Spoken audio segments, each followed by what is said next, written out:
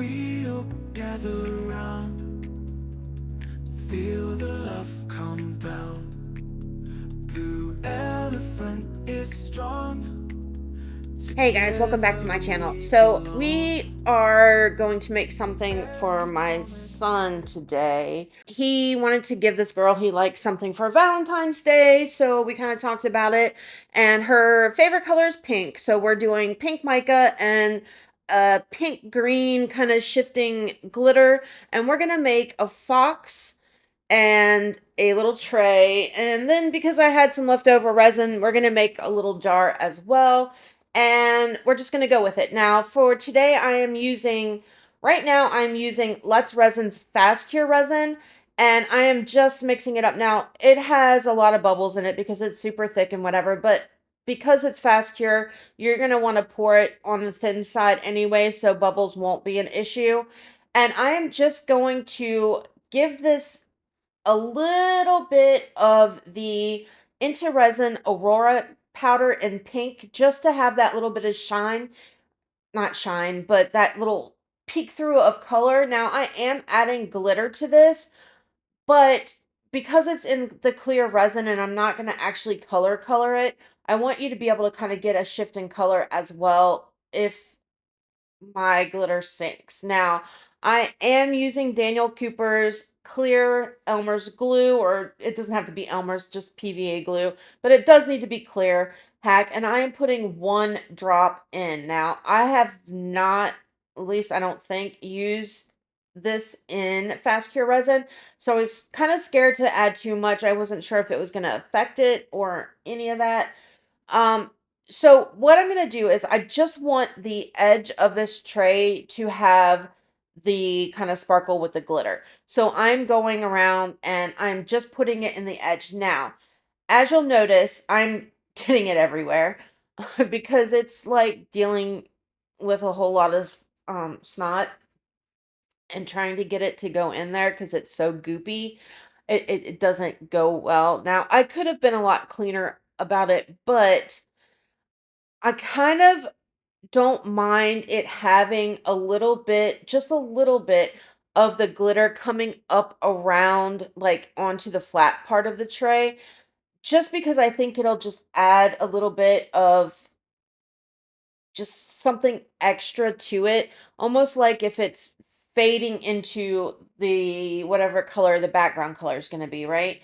So it's going to have a softer edge, and instead of just being straight glitter in, the lip, but nothing in the other part, this is going to kind of give it a little bit of fade into what the background piece is, at least in my mind, like that transition.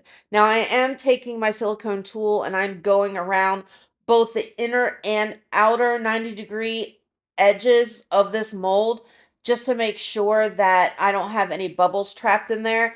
Using a thick resin anyway, and if you've not used fast cure resin, it is very, very thick. And then adding the glue to it plus the glitter, that's a recipe for bubbles, right? So I do want to take the time and do what I need to do to make sure that I don't have bubbles in it. Now, I could have run this through my Let's Resin bubble remover, but I chose not to simply because time is an issue on this because we decided at the last minute, so I need to get this done like today. So, that part's done. I cleaned up a most of around kind of like the where the glitter was coming in too far and I didn't like it. Wipe that off before I cured it, and then I'm gonna stick that in my Let's Resin curing machine. Now, I had, like I said, I had a lot of the glitter left over, so I'm just gonna pour it into this little. This is actually, if you watch the Valentine's Day collab video, this is the same mold. So this is the bottom part of those little mushroom jars. This is just the bottom part. And I'm just going to add this in here. This will be the top part of our jar. And I'm going to kind of work down as much of the resin as possible. I'm going to have a cleanup to do after this bit of it cures, but it's fine. It'll be fine. Okay, those are in my curing machine. just so that we can get to the next step and I can have it mostly cured. So that's in there. Now what we're going to do is I want this fox to have a glittery tail.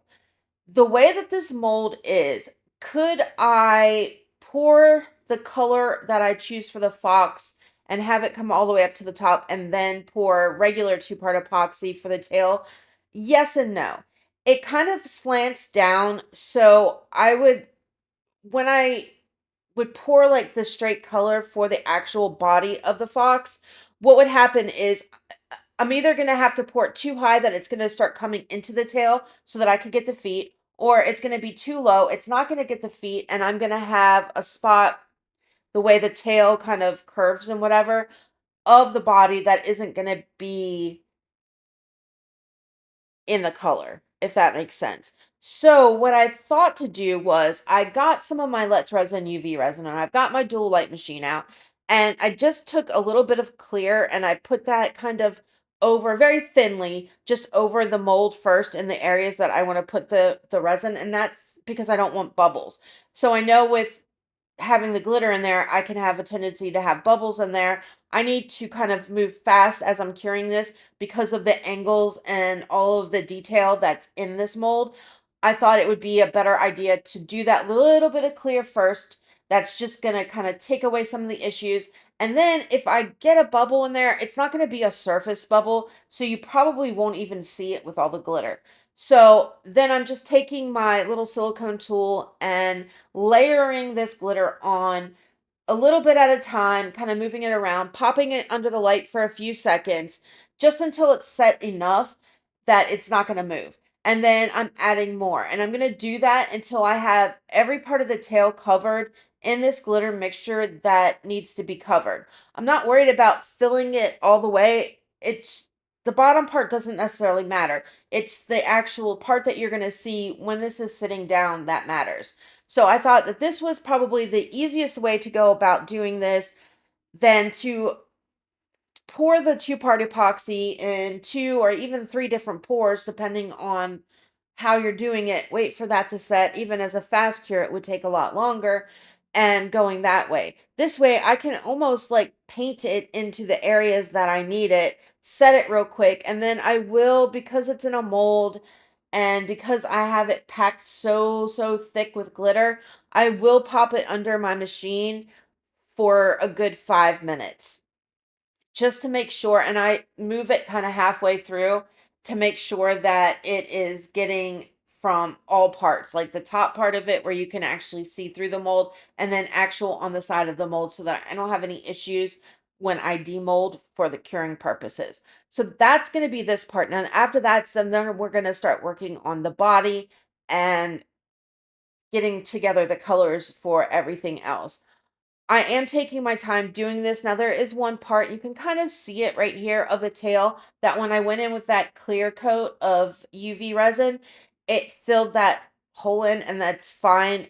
It's clear, but you can't really tell. You can now, but you can't really tell once the piece is demolded just because of the way the glitter reflects. So it's fine. Now, for this part, we are using Let's Resin normal, regular epoxy resin.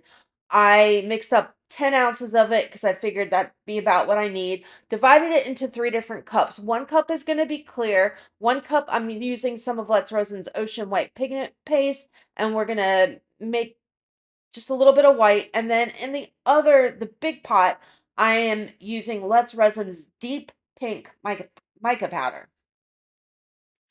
I want to create some kind of movement and flow and maybe even a slight marbling if it happens. Not necessarily marbling, just some transition where you can see other colors in there a little bit. Like, I don't want it to be marbled, but I want to be able to see some different colors. So we're going to do this. I am putting each one of these through my bubble remover after I have everything mixed up because I learned.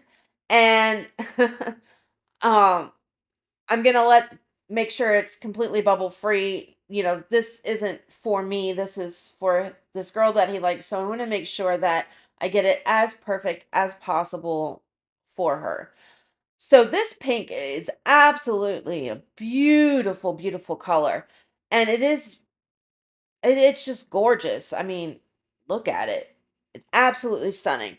So I'm going to finish mixing this up. Now I do have my two other cups in the bubble removing machine now. Once those are done, I'm going to take that out, put this big one in, and then we're going to get started on getting these filled up. Okay, everything's gone through the bubble machine, no bubbles. Now we're going to start off with our clear.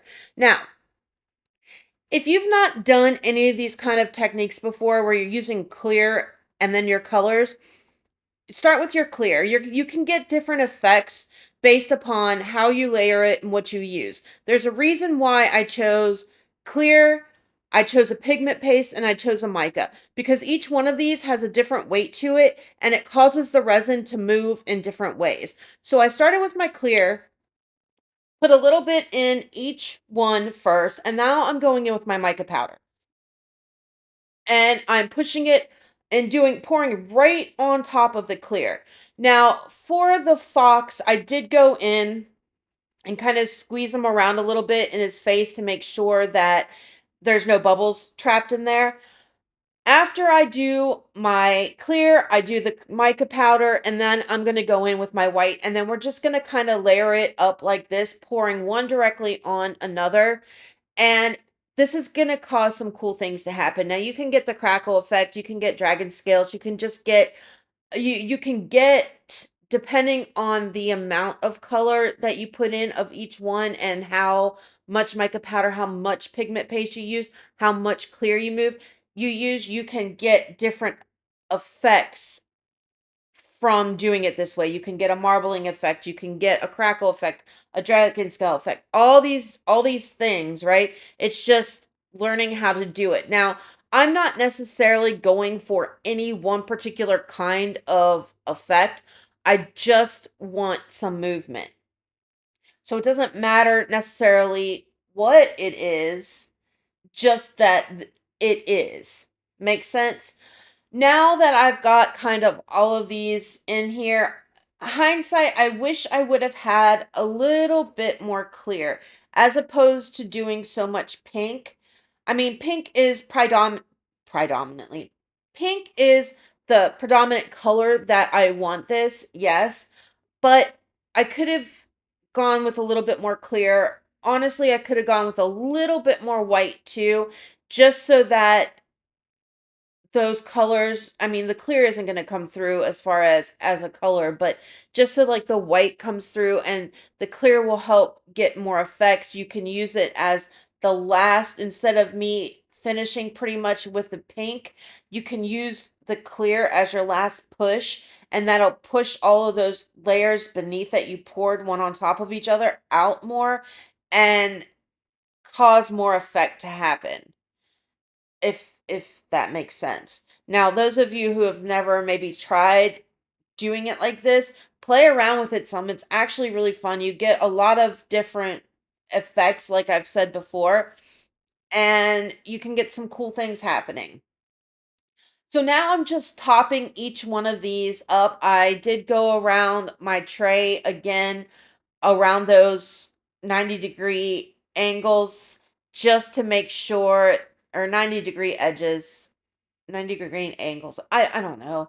See, somebody questioned me about it, and now I can't think of which way is the right way. It's fine. Anyway, just to make sure that there's no bubbles trapped down there, hitting it with my heat gun, I am going to double check and make sure that I got all the air bubbles out of the Fox before I put it in. Put these guys in the curing machine. 3 hours later, here we are. Now you can see just on the back of this tray alone that I did get movement, right? The white is very, very, like, it's not very predominant at all, but it does lighten up the color some of that pink here and there. So it is giving me the movement that I was looking for. Now, honestly, okay, see, I think this turned out really cool. I love the way that it looks. The one thing that I don't know exactly why this happened is where the glitter meets the other resin, I have like this actual really weird hard line, which typically doesn't happen like that. So I'm not sure what exactly that was all about, it doesn't matter. We're pretty much going to cover it up anyway. I've had this little, it's just scrapbook paper that I got from Amazon a little while back because of the kind of woodland type animals and all of that stuff and just the naturey type stuff that I thought would look great in my dining room because of what I'm doing with it.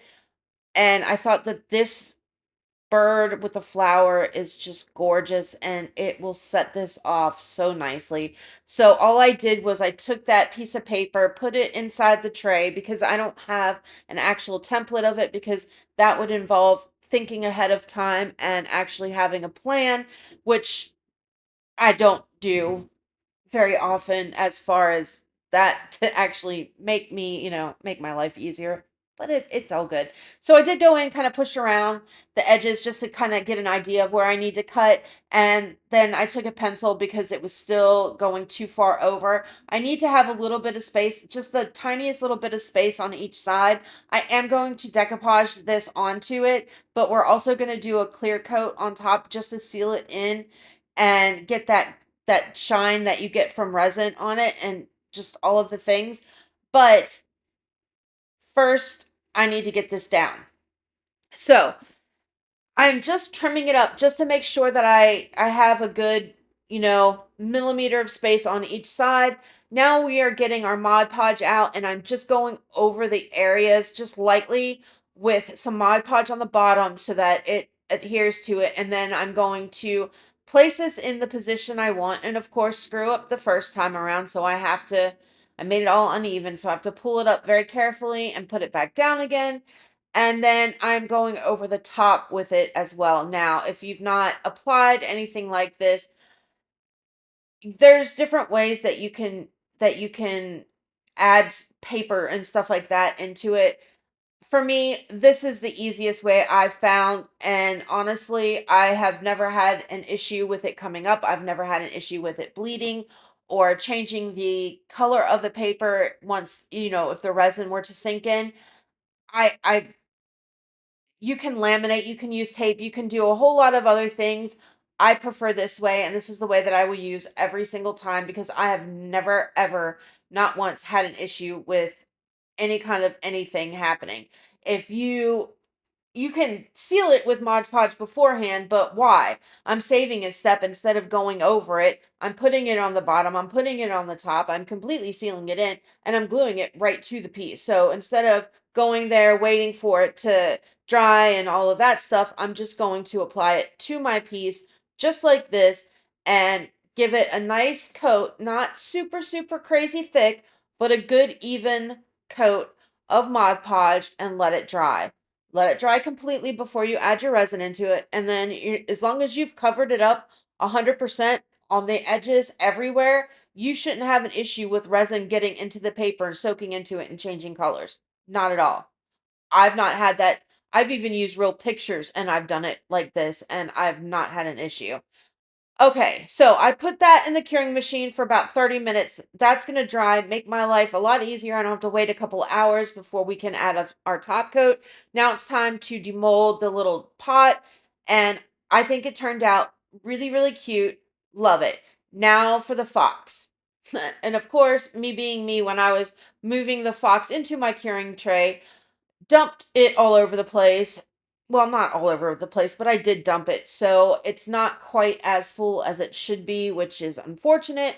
And I will just take a fingernail file around the bottom edge of it just to smooth out the sharp edges that I got. Now, I think he's super, super cute. No bubbles at all. Beautiful. I've used this mold twice now. Once it just for like leftover resin, and my daughter has it.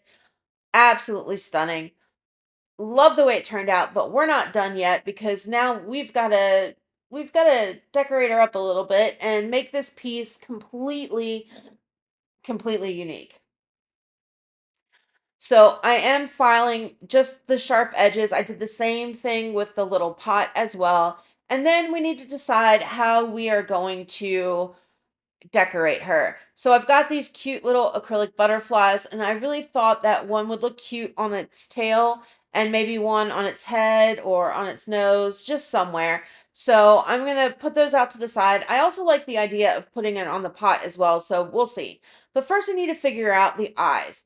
And I struggle with eyes. Like, I really, really have a hard time with it. And I went through a bunch of different things and I can't really tell. Well, I was struggling to figure out if the eyes were open, if they're closed, how I should do them. I think that they're closed, so I'm just going to kind of go over the top part of the eyelid with this kind of goldish type marker and make it look like eyeshadow. I thought that was kind of cute, just the upper half of the lid. And then I'm going to take this, it's not quite black. It's a very, very dark, kind of charcoaly-ish color. And I thought I'll draw in a couple eyelashes and then what the hell, why not? Let's put some eyeliner on her too and really just go all out with her. So after I do the eyelashes and I kind of look and make sure that I've got them going in the same area and coming out the same way, I then decide that I'm going to go ahead and do the nose also. So I put a little dot on the nose for her. I attempted a mouth, but there's no like actual line in this mold for a mouth for me to follow. And when I did it, it it looked scary. So I quickly wiped it off because I'm not trying to scare the girl away, you know. Not trying not trying to do that, so quickly wiped it off.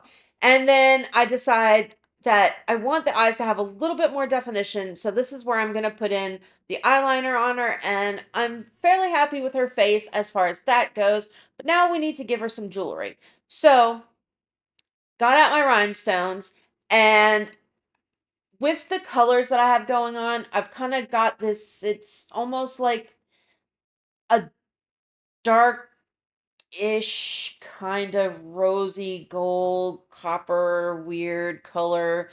It kind of semi changes a little bit, but it went well with the aesthetic of the whole thing.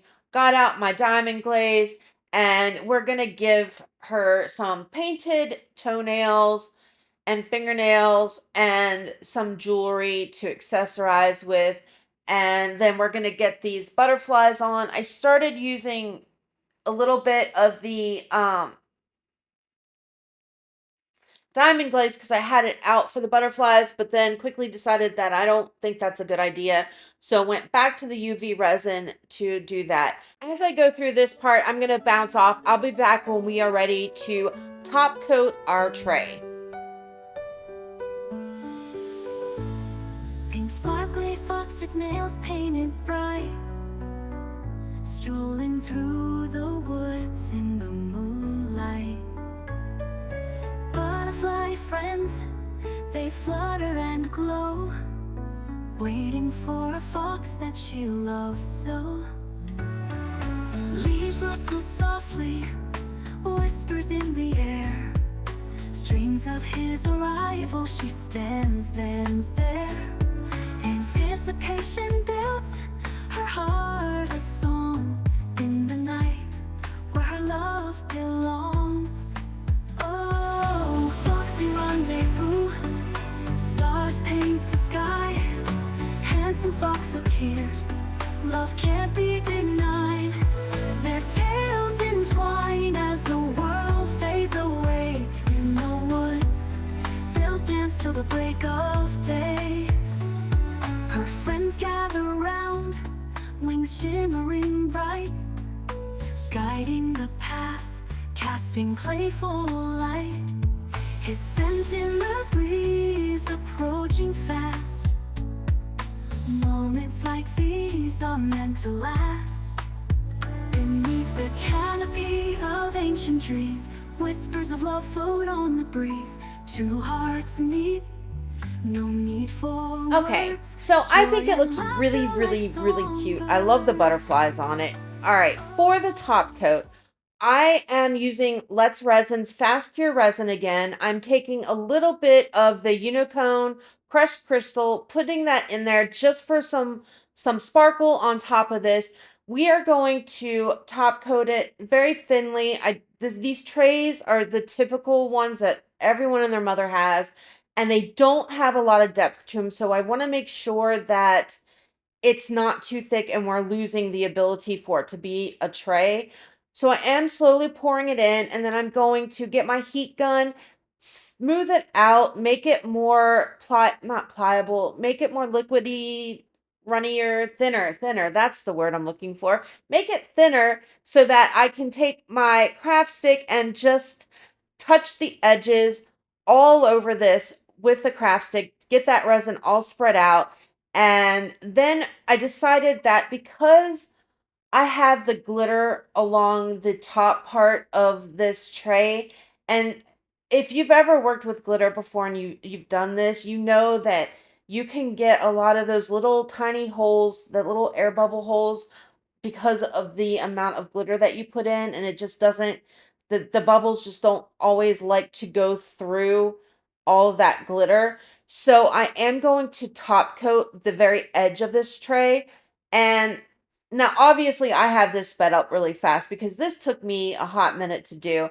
And I'm just going over it, just putting a tiny bit on with my craft stick, and then taking my dotting tool and making sure it's touching both edges of this without going over, because the last thing I want is to have all of this done and then ruin it by getting resin somewhere it's not supposed to be, which you could see as I wiped off that I did. But I don't want it to run over. So this I'm going to let cure naturally. I'm not putting it in my curing machine simply because I don't want to take the chance of moving it and it starts running down one of the sides or any of that. So just made sure, looked at it really, really well to make sure everything was covered, and that's it. That's a wrap on this one, guys. Like, subscribe, share, all that good stuff. I will see you on Saturday in the next one. Love ya. Bye. Elephant is strong. Together we belong. In every comment, right? You lift me to new heights. Your support, it's clear, gives me reason to cheer.